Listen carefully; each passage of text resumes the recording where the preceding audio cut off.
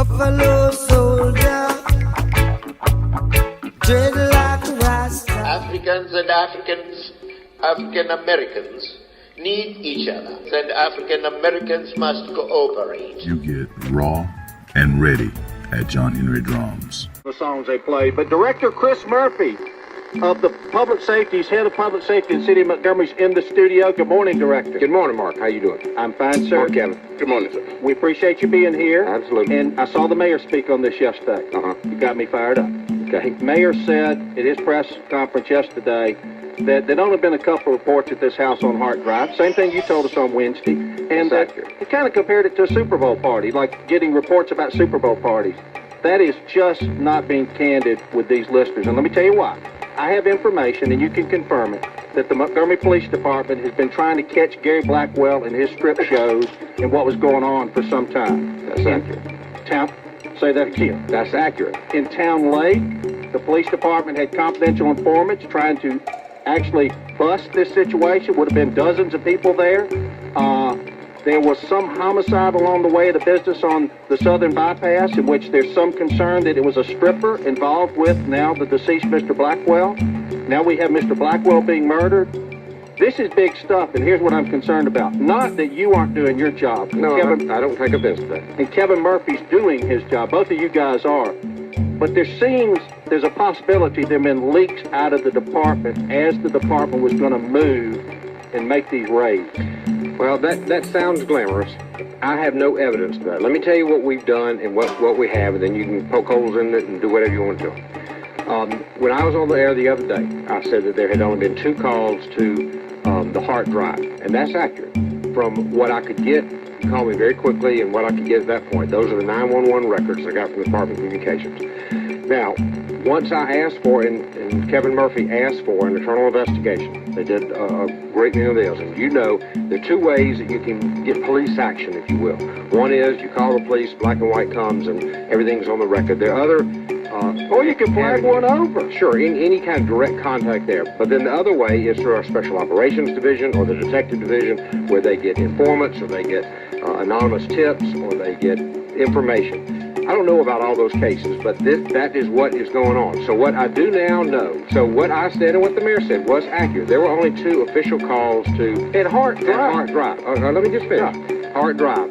We also had information that there may be more at Haardt Drive from other sources, the Detective Special Operations Division, and we took police action. I'm not going to go into all the details, but we tried to take that from an a tip only to, as you know, reasonable suspicion and then probable cause to develop information to be able to either get a warrant or take action, because the allegations were stripping and things like that. Underage stripping. I got a call from a father yesterday who tells me his daughter, when she was like 18, so he found out she was participating in this. This is rampant. Prostitution was involved in these raids. But Mark, if we don't know about it, if we don't have information, if somebody doesn't call us and tell us, if somebody doesn't sign an affidavit, or we can't get an undercover agent in there, we still can't take police action. Kevin's right, Director. You can't kick the door down. You have to have enough to get a search warrant. I understand. That's what I'm saying. But what we now know,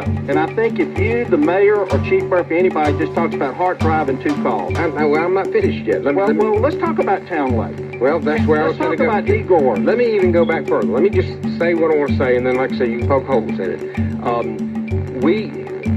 Mr. Blackwell had been on the police radar. We've been aware of him for a number of years, okay? We knew about him way back into the 90s, where he had actually been the victim of a shooting himself, and he declined to prosecute and signed a document to that effect.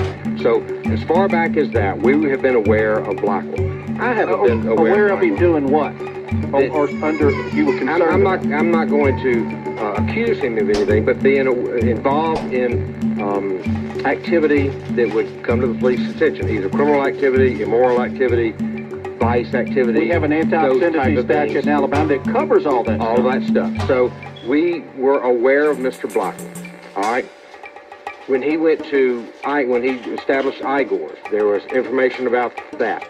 we took police action. We attempted to take police action, meaning, surveillances. All right, so for the audience, we're talking about, they call it Igor's. It's on the southern eastern bypass. It was a business he was involved in somehow. Yes. And the reports were that immoral activity was going on with strippers and everything else out of that business right here in the capital city. Absolutely. And we continued, not just once or twice, but we continued to try to make progress to establish probable cause and to go in there. Y'all were working on it. Then there was a shooting there in the parking lot there. The lady died. It was Absolutely, it was a homicide. And so, obviously, that keeps it back on our record. But you have to investigate the homicide just like we're investigating Mr. Blackwell as a homicide.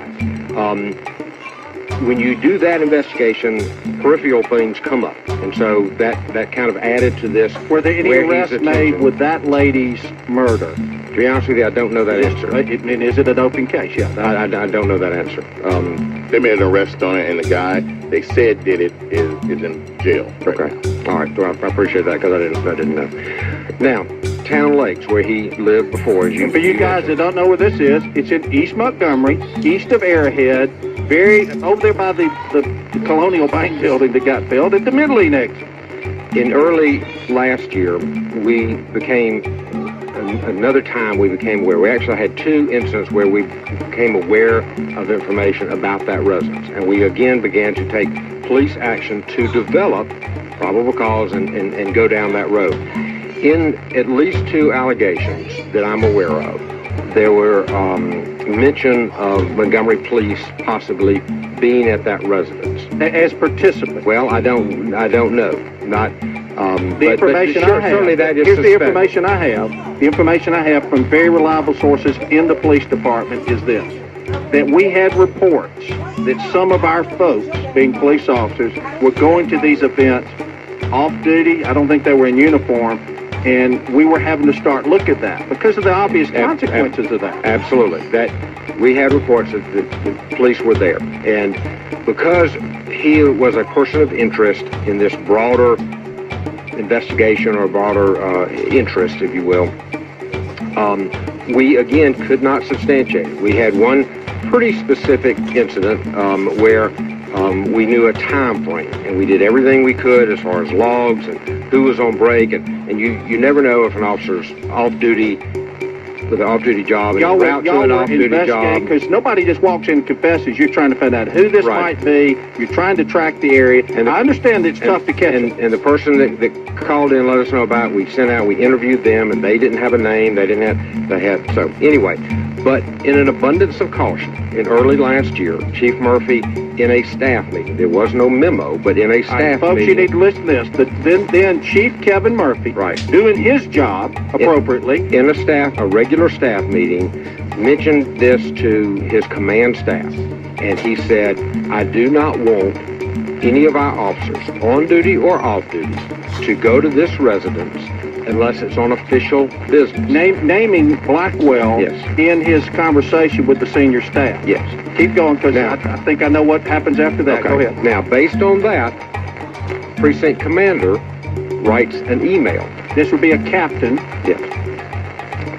Really codifying, if you will, what Chief Murphy said verbally in a staff meeting. Basically, to his team, sergeants, lieutenants, people under him, he sends a memo out. He has Blackwell's name in it. It goes out to lower subordinates in the police department. It says, this place is off limits unless you go to official business. And if you're going on official business, then you are to go out on the radio, proper procedure. So there's a documentation of that, there's a time of that, the nature of the call, and then you go back on the radio when you're 10-8 or back in service. And my information further is that memo that went out, or email went out, was read to the regular line folks, I call them the patrol officers, at their roll call to let everybody know. That's how the word got out. Right. And that's how it got back to me. I heard from the little folks calling to tell me everybody knew this. Now, Director, here's the big question. Okay. I do know y'all were trying to catch them, or at least there's some indication. I'm not sure how aggressively. I mean, I think there's some, you're confirming the investigation, but I got to believe if y'all wanted to get them, y'all would have gotten them. And I'm not talking about you in particular. And if there were leaks out of the department, because I'm told that when y'all were getting ready to move, kind of like a drug bust, all of a sudden everybody'd scattered. and y'all weren't able to catch them in the act, in a situation, kind of like the gambling cartel, okay? Mm-hmm. I've seen this happen there, too. You did as the head of public safety. It is time, because of that, to bring in some independent folks. You've worked with the Attorney General. You know Luther Strange. Absolutely, very well. You've worked with the United States Attorney. You're a former Secret Service man. This is serious business to the citizens of Montgomery. This isn't just folks having a good time at the Super Bowl party. Let me ask a question, Chief Director Murphy. Unlike my colleague over there, I'm not ready for the police state to hit Montgomery, Alabama. We know that in certain communities, we allege that there are drug houses and things of that nature. And even the police may know that some activity is going on at those residences that is not appropriate. But there is a set procedure that must go on in order to get the evidence, in order to... We got this little thing, maybe Mark forgets about it. He's a lawyer, sometimes his mind's not there.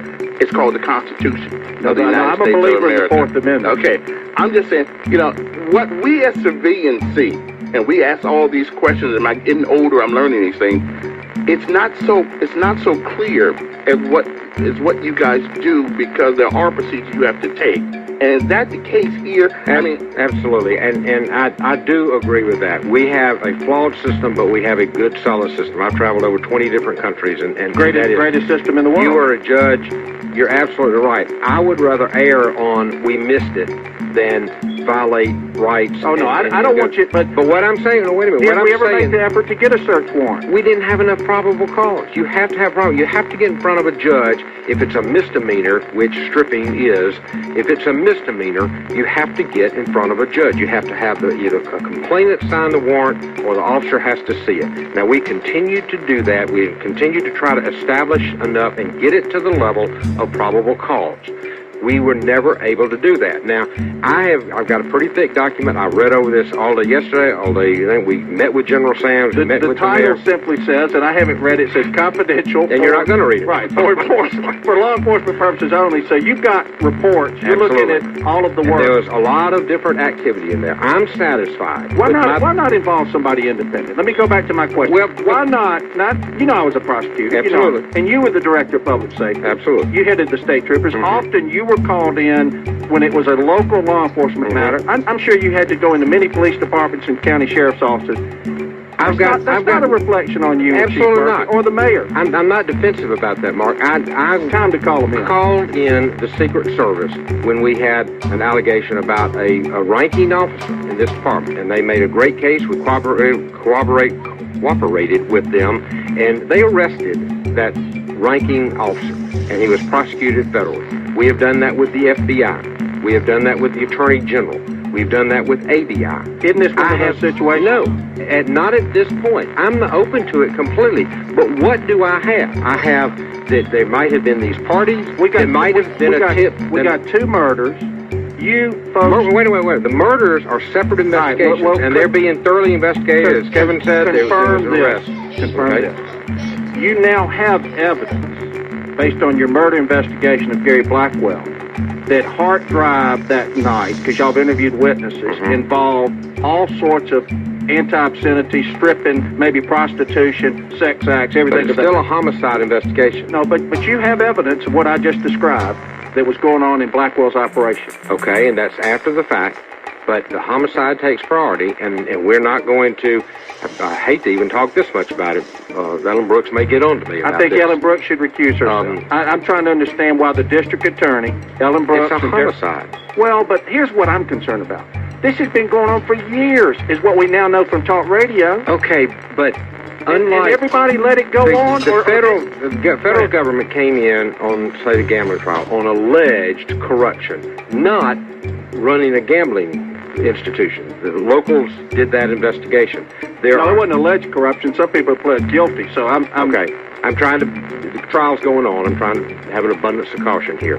But I worked for the federal government for 21 and a half years.